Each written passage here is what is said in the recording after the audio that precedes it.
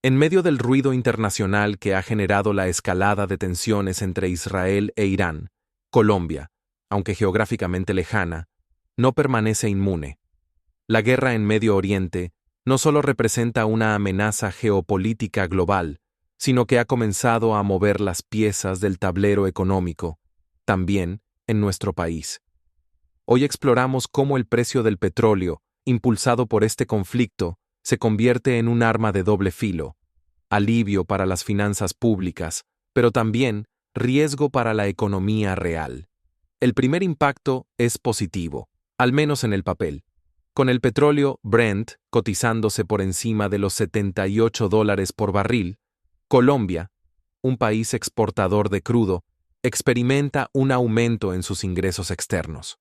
Esta subida supera incluso las proyecciones oficiales del Ministerio de Hacienda, que estimaban un promedio de $67 para este año fiscal. ¿La consecuencia directa? Más recursos para el Estado, especialmente vía Ecopetrol y regalías. Esto podría significar un respiro para cubrir el déficit fiscal, pagar deuda externa y financiar programas sociales que estaban en riesgo de recorte. Es como recibir una ganancia inesperada, pero con letra pequeña. Y es que no todo lo que brilla es oro negro. Cuando el petróleo sube, también lo hacen los costos internos: transporte, gasolina, diésel, producción agrícola y hasta la canasta familiar.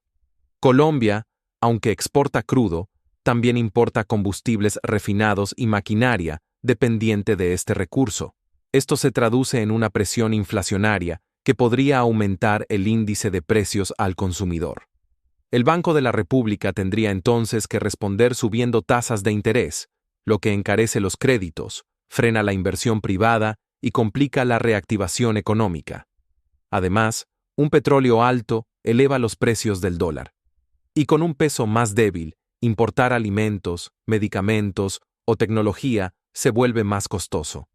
Pero hay una reflexión más profunda que debemos hacer como país. ¿Por qué seguimos dependiendo tanto de un solo producto para sostener nuestras finanzas? El petróleo es volátil.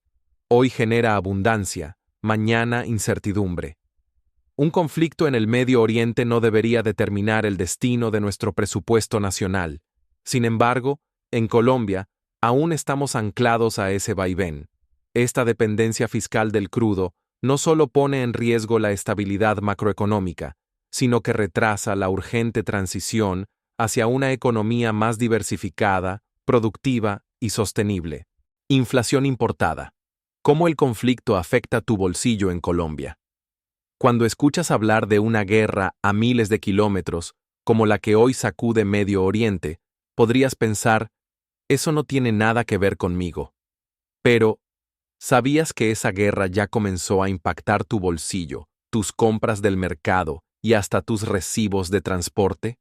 Hoy, te contamos cómo un conflicto armado entre Israel e Irán puede terminar aumentando los precios en Colombia. Esto es lo que los economistas llaman inflación importada. Imagina que compras buena parte de lo que consumes: gasolina, alimentos procesados, maquinaria, repuestos, fertilizantes. Ahora piensa que la guerra eleva el precio de mover esos productos, porque el petróleo sube y las rutas marítimas se vuelven más costosas o más lentas por razones de seguridad. Eso es exactamente lo que está ocurriendo. Los conflictos en Medio Oriente han elevado el precio del crudo y de muchos insumos globales. Como Colombia importa buena parte de esos productos, el alza internacional se refleja aquí, en el supermercado, en la bomba de gasolina y en el transporte urbano. Veamos ejemplos concretos. Si el precio del petróleo se mantiene alto, la gasolina en Colombia podría seguir subiendo, encareciendo desde el transporte público hasta los alimentos que viajan en camiones. La energía eléctrica, sobre todo en zonas donde se usa diésel para generar luz, también podría encarecerse. Los productos básicos importados, como cereales, aceites o medicamentos, aumentan de precio porque el dólar se fortalece frente al peso colombiano. Y cuando todo eso ocurre al mismo tiempo, el resultado es una sola palabra: inflación. B. ¿Qué hace el gobierno y el Banco de la República?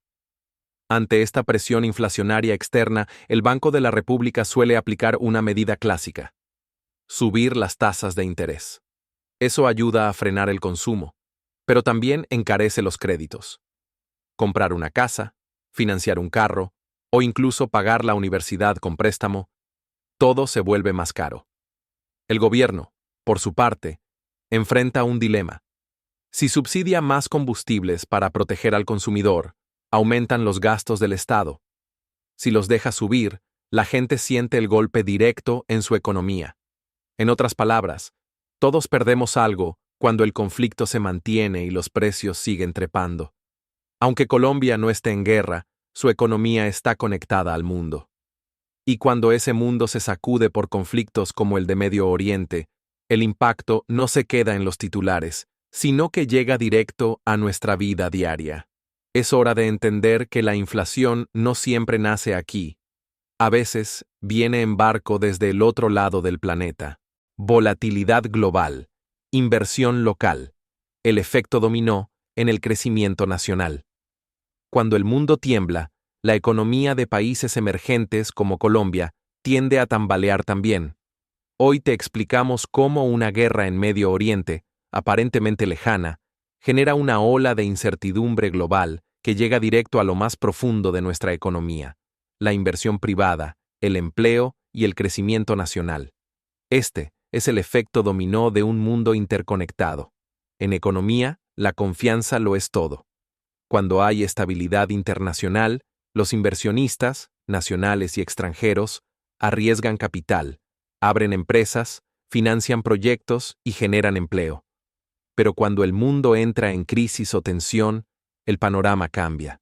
El conflicto entre Israel e Irán ha elevado los precios del petróleo, agitado los mercados financieros, disparado el dólar y provocado una huida hacia activos más seguros, como el oro o bonos de EE. ¿Resultado? Los mercados emergentes, como Colombia, se vuelven menos atractivos para invertir. Los capitales se retiran o no llegan. En un país que necesita urgentemente atraer inversión para infraestructura, energía, tecnología y empleo, esta situación es crítica. Algunas consecuencias: proyectos industriales y de obra pública se detienen o retrasan por la incertidumbre financiera. Las empresas grandes postergan contrataciones o reducen personal ante escenarios de baja liquidez. Las startups y emprendedores enfrentan más dificultades para acceder a créditos o levantar capital de riesgo. Además, el fortalecimiento del dólar encarece los insumos importados, lo que golpea la competitividad local, especialmente en manufactura y agroindustria. Diversos organismos como el Banco Mundial o BBVA han advertido que, aunque Colombia crecerá entre un 2,4% y 2,8% en 2025, ese crecimiento está muy por debajo del potencial que necesita el país para reducir pobreza, generar empleo formal y fortalecer su tejido productivo. La volatilidad internacional agrava este problema, pues la incertidumbre debilita las decisiones empresariales, paraliza reformas clave y deteriora la percepción del riesgo país. Es como querer correr con viento en contra: se puede avanzar, pero mucho más lento y con mayor desgaste. Colombia no puede controlar una guerra en Medio Oriente, pero sí puede prepararse mejor para resistir sus efectos, diversificar la economía, reducir la dependencia de materias primas, incentivar la inversión local, proteger la estabilidad institucional y garantizar reglas de juego claras, porque mientras el mundo se vuelve más incierto, la certeza debe construirse desde adentro. El futuro económico del país no solo depende del petróleo o del dólar, depende de nuestra capacidad para blindarnos de las tormentas externas y sostener el crecimiento, incluso en tiempos difíciles.